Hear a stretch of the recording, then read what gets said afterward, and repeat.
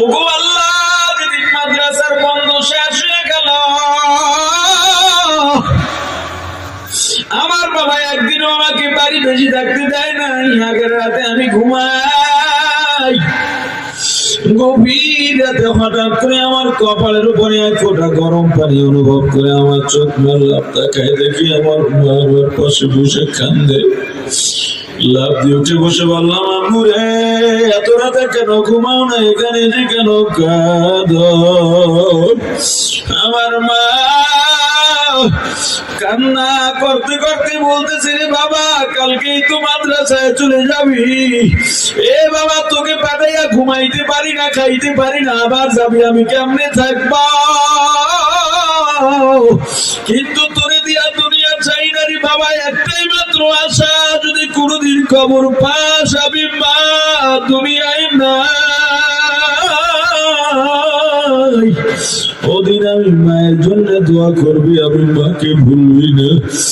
আমার সব মায়া ত্যাগ করে তোরে দূরে রাখি। কেমনে খাও জানি না, আমি যখন খাইতে বলি তোর কথা মনে পড়ে, ও যেন কেমনে খায়। এখন বাড়ি তুলে দেখি খাওয়াইয়া দেওয়া লাগে, প্লেটটাও ধুইতে পারে না। ওখানে বসে কি করিস বাবা? তোর কষি কষি হাত এটা দিয়া কেমনে কাপড় তুই মোরাস? হাতের তো চামড়া উঠে যাওয়ার কথা। ওগো আল্লাহ, আমার বন্ধু শেষ সকালে মাদ্রাসায় যাব। আমি দেখলাম আমার মা মাথার ঘুমটার পর্দাটা লম্বা করে নুয়া নিয়ে, আমার মা ব্যাগ গুছায়, ব্যাপারটা কি মায়ের মুখ দেখা যায় না। আমি একটু নুয়া মায়ের ঘুমটা নিচ দিয়ে তাকায় দেখলাম আমার মায়ের চোখে পানি চলচল করতেছে। আমার ব্যাগ গুছাইয়া বাবার হাতে দিয়া বলে, ওকে একটু গাড়িতে উঠাই দিয়া, ভালো একটা গাড়ি দেখে উঠাই দিয়ে, ওর জন্য কষ্ট না। আমার মা আমাকে কাছে রেখে আমার গালে চুমু খান, আমার কপালে চুমু খান। আমি বললাম, আমার মাথায় একটা ফু দিয়ে দৌড় খুঁড়ে দেব। আমার মা হাতের মুঠের মধ্যে 10টা টাকা দিয়া বলে, বাবা এই 10টা টাকা দিয়া বাদাম খাবি? আমি বললাম, মাগো 10 টাকায় কি খায়? বড় লোকের ছেলে আইসক্রিম খায়, কত ধরনের মজা কিনে খায়। তরকারি যদি ভালো না হয়, বোরিং এ ভালো তরকারি রান্না করে কিনিয়া খায়। ও আমার আর কিছু টাকা দাও। মা ডাক দিয়ে বলে, বাবা এই 10 টাকা আমার কাছে আছে, আর নাই তোর বাবার কাছেও টাকা নাই। আমরা গরিব মানুষ, একটু অপেক্ষা কর, তোর কোনো অভাব হবে না রে বাবা। কারণ তোর পরীক্ষার ফি দিতে গিয়ে একদিন আমরা না খাইয়া রইছি, তোর কিতাব কেনার টাকা দিতে গিয়ে আর একদিন না খাইয়া রইছি। সারা বছরে একদিন আমরা গোস্ত খাই না, তুই বাড়িতে এলে গোস্ত কিনা তোরে খাওয়াই। এ বাবা, সারা বছরে একটা মিষ্টি কেমন চোখে দেখি না। তোর বাবা সকালে বের হয়ে যায়, রাত্র 10টায় আসে, একমাত্র তোকে নিয়ে স্বপ্ন, তোকে হাফেজ বানাবো, আলেম বানাবো, আর কোনো আমাদের চাওয়া পাওয়া না।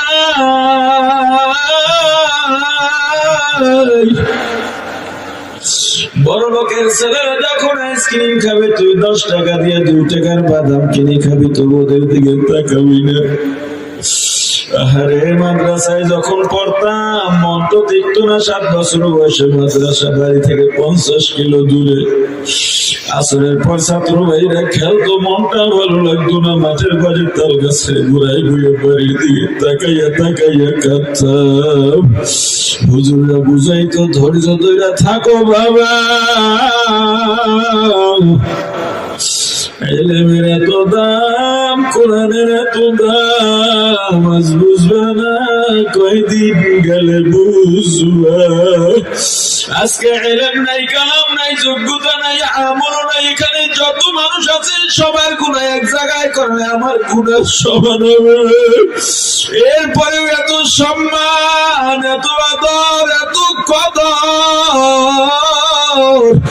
এগুলো আমার কিচ্ছু না। শুধুমাত্র দিন, শুধুমাত্র কোরআনের দাম।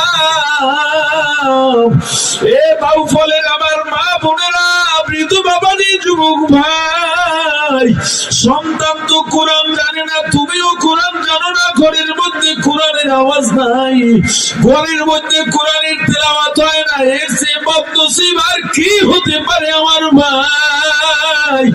এখন থেকে তওবা করার নিয়ত করো, ঘর থেকে কোরআন নামাবো না, কোরআন তেলাওয়াত করতেই থাকবো।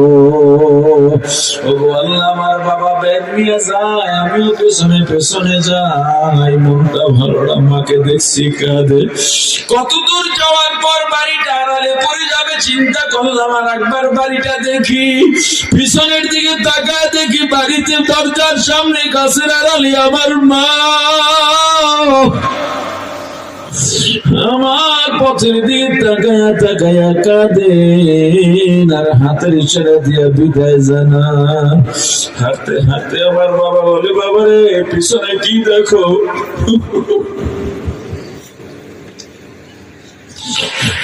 বলে, আব্বু আম্মু যে দাঁড়িয়ে দাঁড়িয়ে কান্দে, কয় বাবা দিকে তাকাইস না, তোর মা শুধু আজকে না, তোকে মাদ্রাসায় দিয়া মাঝে মাঝে রাতে দেখি তোর মা বিছানায় নাই। খুঁজতে খুঁজতে দেখি দরজাটা খোলা, দরজার সামনে গিয়ে দেখি তোর মা দাদার দিকে তাকায় কাঁদে। ওরে বাবা, কত রাত তোর মা তোর জন্য দোয়া করতে করতে রাত্রটা নির্ঘুম কাটা দিছে, কত রাত নামাজ পড়তে পড়তে তোর জন্য রাত্রটা নির্ঘুম কাটা দিছে। তোর মায়ের জন্য দোয়া করবি, আমার জন্য দোয়া করবি।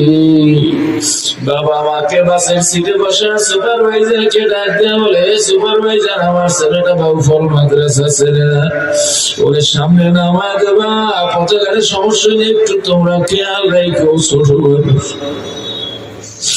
আমার বাবা আমাকে বিদায় দিয়া চলে গেলেন, আধা ঘন্টা পরে গাড়ি ছাড়বে, লঞ্চ ছাড়বে। মনে করছি আমার বাবা তো শক্ত, আমাকে দুষ্ট ছেলেদের সাথে মিশতে দেয় না, আমাকে বন্ধের পরে একদিনও বাড়িতে থাকতে দেয় না।